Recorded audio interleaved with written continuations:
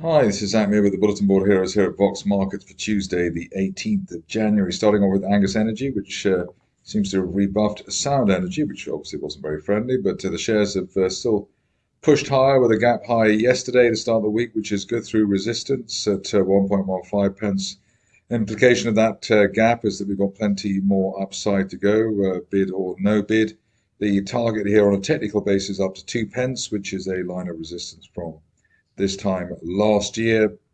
Also got the 50 and 200-day moving averages both rising, so that implies that we're in the run up to a golden cross, and the run up to such a signal is traditionally the strongest part of the cycle. So basically, above a penny, looking for 2 pence at Angus.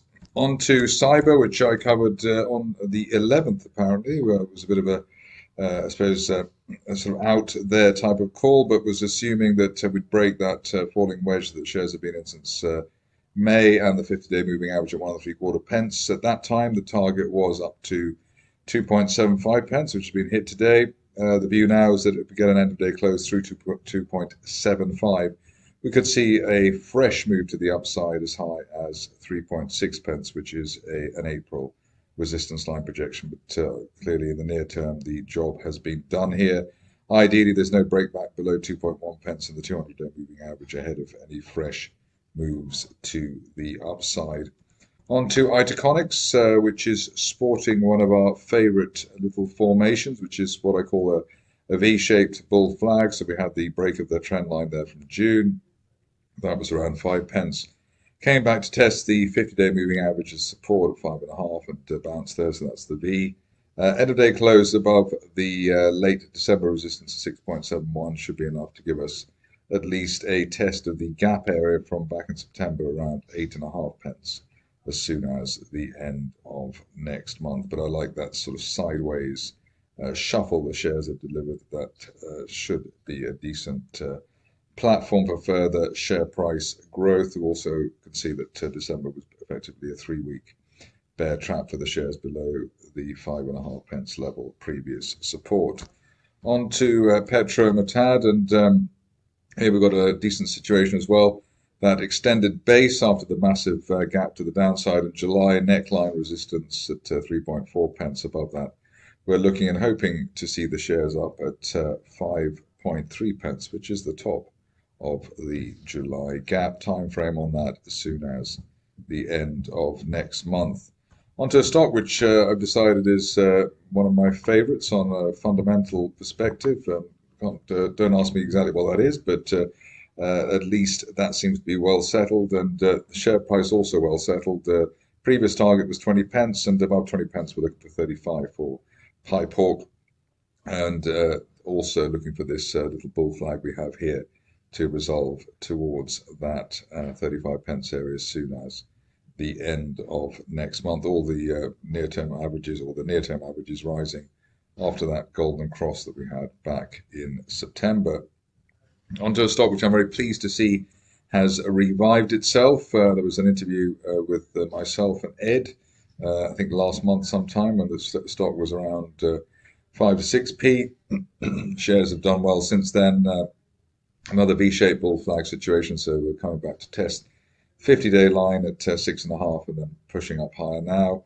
The view is the initial target here is 9.5 pence, which is that April resistance line, and maybe over the next 1 to 2 months as high as 12 pence at a March resistance line at the top of a broadening triangle from last year. Good to see some of the smaller and less popular oilers do well at the moment. Serenus is one of those, and we broke that line of resistance from back in February at the 50-day line at 1.7 pence.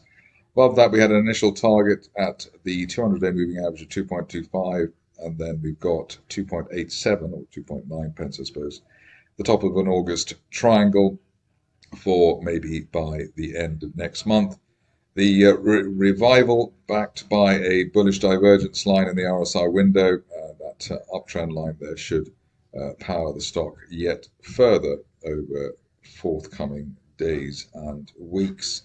Bit thin on the ground today in terms of potential heroes, but Technology Minerals doing very well at the moment. The reason for a repeat inclusion today is that we've had Now, what's that? 4 very solid candles in a row. We've hit the top of that rising trend channel from back in November at 5.3 pence, let's call it. But we're breaking that at the moment, and the next level up could be as high as 8 pence by the end of next month, which is a November resistance line projection. This stage only back below the initial December or January rather resistance at 4.3 pence, really delaying the upside scenario. Finishing off with Victoria, here you can see that shares have given us a decent kind of W-shaped reversal. The neckline there around 4.3 pence, while we're above the 200-day moving average of 4.1 pence.